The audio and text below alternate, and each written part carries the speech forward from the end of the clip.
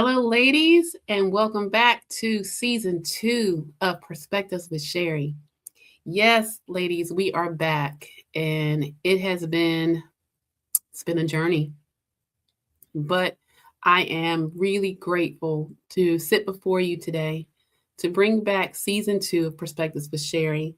Um, this has been a difficult break, like those of you that follow me on Instagram, I've told a little bit about my story.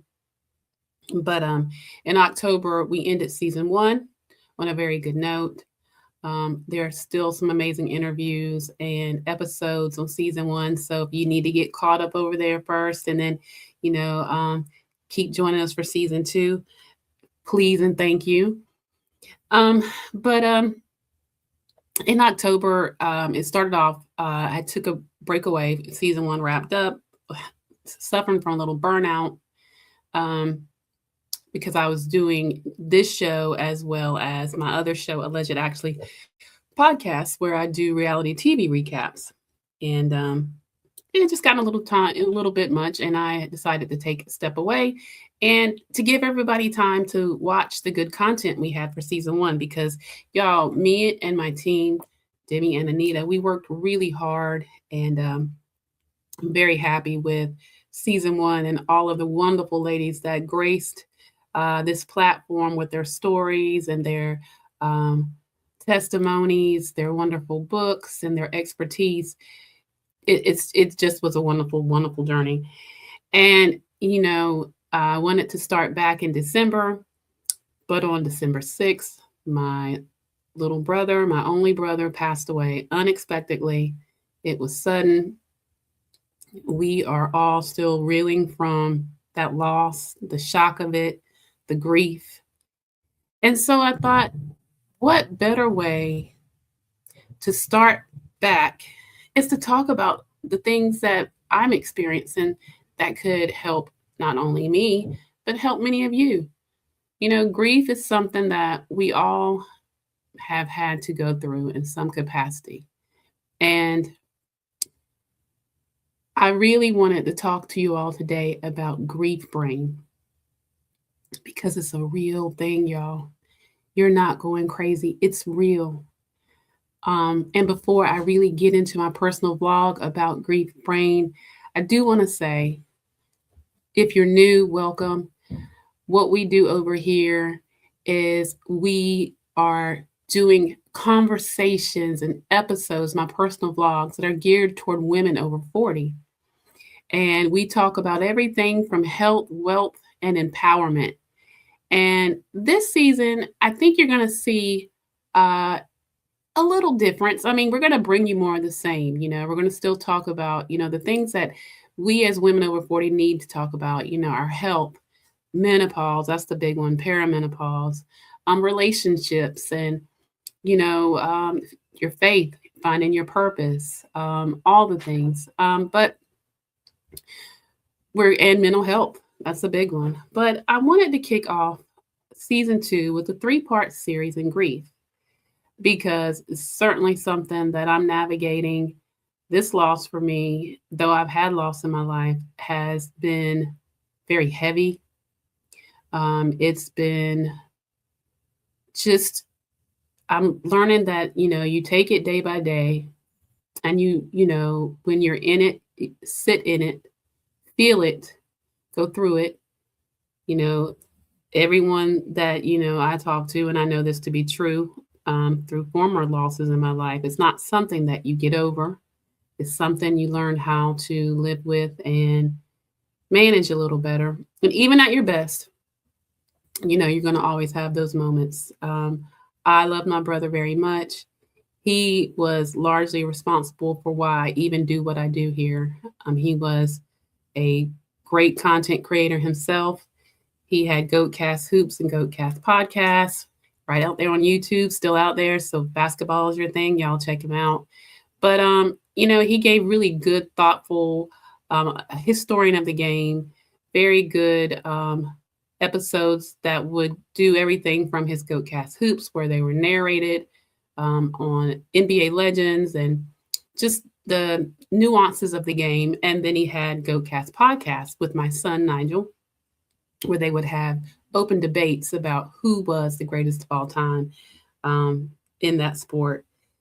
He brought in other content creators because that's who he was. He wanted to see everyone win. And he was really passionate about his channel and making good content. And so, he's helping push me. I know that's what he would want me to do. And so I'm back.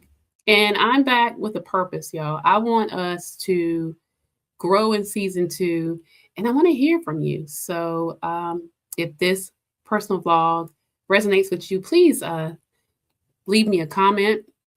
Please share this with a friend. If you have not joined the Perspectives family yet, please subscribe to the channel and hit the notification bell so you'll be the first to know when content drops. We are going to do this weekly on Thursdays, 7 p.m. Eastern.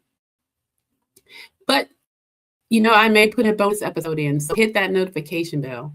And please like this video. YouTube is funny about how they push things in the algorithm, so I could really use your support. I really want season 2 to help some women. I know we did in season 1. So, but what we're going to talk about today is grief brain.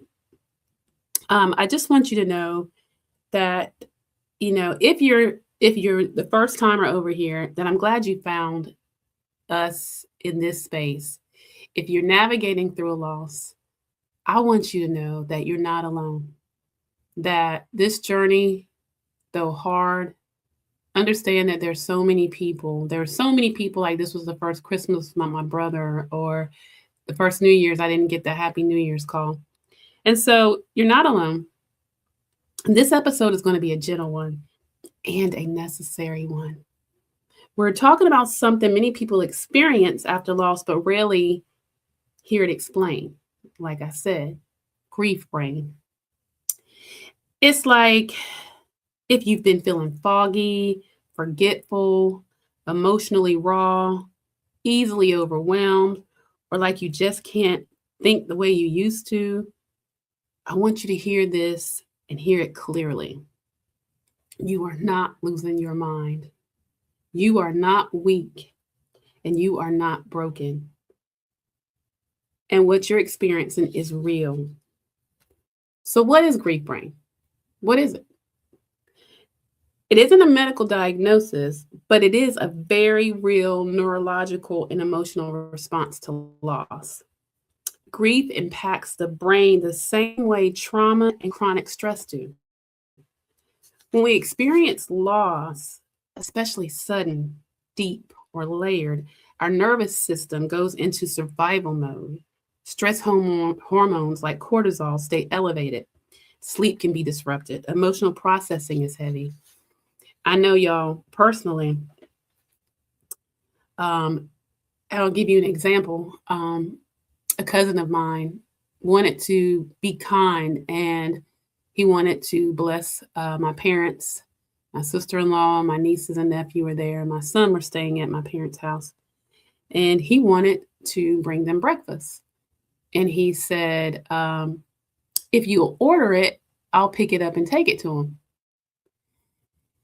And y'all, I sat there in the bed looking at my phone thinking, that is really kind. But how do I even do that? Like, it literally took me a few minutes to realize, oh, well, you can call Bojangles, or you could call somewhere and, order some things, and he can stop in and pay and pick it up. And see, and I was struggling. There was a time I remember trying to make myself some tea, and my husband was trying to tell me where the honey was. And I couldn't find where he was talking about. And I just began to bawl, y'all, just cry. And I mean, he just looked at me, and I couldn't do it. And so, it's those things, and in those moments, I want you to be so gentle with yourself, because it is normal. All of these things affect our focus, our memory, our decision-making, our emotional regulation, hence me busting out crying because I couldn't find honey for tea. You may notice trouble concentrating. That's me, y'all. Forgetting appointments or words mid sentence, feeling slower mentally, emotional reactions that surprise you, a sense of I'm not myself anymore. And it doesn't mean something is wrong with you guys. It doesn't. It means your brain is trying to protect you while carrying something very heavy. So remember that. So, what are the common signs of grief brain?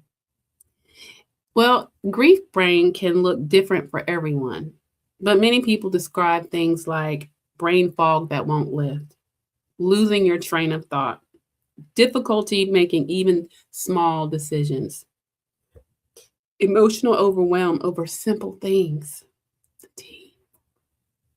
fatigue that sleep doesn't fix, guilt for not functioning like you should. And here's the part that matters most: grief brain can show up weeks, months, or even years after loss. So it could be a delayed response, y'all. You know, it's not something that, there's a timeline, like they say, grief, there's no timeline. There's no timeline for grief brain. It can hit you at any time in the process.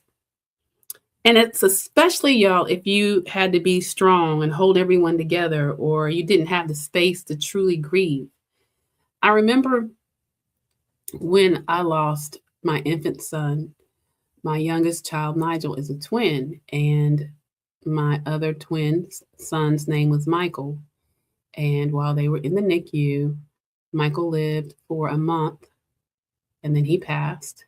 And it was at that time because Nigel was, other than having to gain weight, he was healthy. And Michael had a lot of neurological issues and some damages to his brainstem due to him not breathing when he was born. And I remember when it happened and I came home. He passed away the day before my 28th birthday. And we did the funeral the day after my birthday. And then, I had Nigel, who was a preemie infant, two other children, an 18-month-old and a 4-year-old. And I was trying to navigate grief and be a good mom and make sure that Nigel got all the things that he needed because, again, he was preemie and we were trying to make sure he kept his weight. So I didn't give myself the time to grieve, y'all. And let me just tell you this. And I tried to hide when I was sad from my parents or from my sister, or even from their father, because I wanted everyone to feel like that they could move on or not be so sad. I knew that if they watched me struggle, that they wouldn't be able to, find their way through their grief. That was a very wrong thing to do, y'all. For years later, it manifested itself in so many ways, so many unhealthy ways, and unhealthy habits, and emotional non-able to be regulation. I was angry. There was so many things that pushing down that grief did to me that I know in this moment, this is why I want to help all of you, that you really need to allow yourself to go through it, to not have to be the strong one. Because if you don't deal with it, it will deal with you. So, and particularly for women in midlife, let's talk about this. Why we feel this so deeply. Because our brain often hits us harder because a lot of times we're navigating hormonal changes, supporting adult children or aging parents, managing careers, households, marriages, ministries, carrying emotional labor that no one sees. So you put all that in there on top of trying to navigate grief. We're expected to keep moving, and grief doesn't work like that. When grief meets an already overloaded system, the brain simply says, this is too much. So, if you're thinking, why can't I just get it together? The answer is you are already carrying more than most people realize. Let that sink in. Okay. Now let's talk about how to support yourself through grief brain. This is not about fixing yourself. This is about supporting yourself. Let's say that again. This is not about fixing yourself. This is about supporting yourself. Here are some gentle ways to do that. Write everything down. Your brain is tired. Let paper carry the load. I'm a big list girl. When I start my day, I always just write out things that I need to do. Because, in all honesty, y'all, right now, I just don't have the capacity. It is literally all I can do to get myself together, to go to work, to try to be present with my husband and, you know, be there for my children, my parents, my sister-in-law, my nieces and nephews. But I know that I have to take that time for Sherry. So, reduce decision fatigue. Simplify meals, routines, expectations where you can. Case in point, I used to be someone that was always willing to hop in there and help somebody problem solve. I don't have it, and that's okay. I just right now, I don't have it. I don't have the capacity. I mean, that has become probably my go-to phrase. I simply don't have the capacity. And that's just me being honest. I don't. I don't. And that's okay. Slow your pace without guilt. Healing is not productive, it's necessary, y'all. It's necessary. Give yourself that time. Hydration, protein, and rest. Basic needs matter more than we think during grief. And I know for myself, I went 2 weeks barely eating anything. I had zero appetite. And as hard as it was, I was thankful when my appetite returned. But in that moment, I made sure as best I could, whether it was soup or something, that I made sure that I, was able to eat and to hydrate and to take care of myself, even if it was, not what I would normally do, just enough to sustain myself. Set compassionate boundaries, y'all. That's big, because you don't owe explanations for needing space. You don't. If you don't want to talk, if you don't want to pick up that phone, I tell my parents all the time, you don't have to. If you don't feel like talking, if you don't, you don't owe anybody that. You don't. Talk about your grief. Grief needs witnesses. Silence makes it heavier. I find myself with my sister or my parents or my children or my husband all the time. I talk about my brother all the time. I talk about him all the time. And I am so blessed when I realize we had so much fun. We have so many good memories, full of laughter and good experiences. I mean, just this time last year, we were in Orlando, Florida for PodFest. My brother, myself, and my son Nigel had gone to Orlando, and it was just cool to be around like-minded people. We met people, we networked, but it was also our time, I didn't know, he didn't know, my son surely didn't know that would be the last January we would have with him. But you know what? We were present in that moment and we had the best time. And that's what it's about, holding on to those good memories, keeping those. And when you want to and you need to, talk about it. Talk about how you're feeling.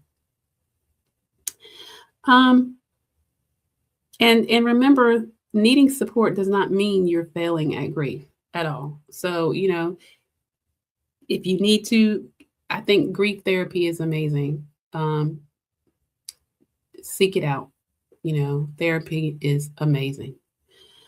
And so we talk about when to seek additional support. Sometimes grief brain needs extra care. Consider reaching out if the fog worsens over time. If you're experiencing panic or depression, sleep disruption is severe, or memory issues affect safety or daily functioning.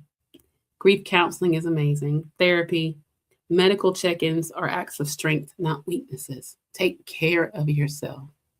Your loved ones would want you to. And y'all, in my closing reflection, if grief has changed the way your mind works, I want you to know this. Grief changes the brain, but it does not erase who you are. Your clarity will return, your steadiness will return, and you don't have to rush that process. Be gentle with yourself. You are healing, even on the days it doesn't feel like it. So, ladies, I want to thank you so much for listening, for watching. Again, if any of this has resonated with you, please share it with a friend. Please like this video and please join us again next week. Again, I am starting off season 2 with a 3-part series on grief. This was part 1, my personal vlog on grief brain, but we will have some wonderful experts and women that are going to share their grief story with you. And I know that it'll resonate with you. And that is the goal. I want to help each of you one conversation at a time. So as always, I like to say, over here at Perspectives with Sherry, we are geared toward women over 40, but really all women. And I want you to always remember to always continue to take care of your health, build your wealth, and keep walking in your empowerment and be empowered. Go forth today and remember that you are not alone. You're not. All right. See you next week.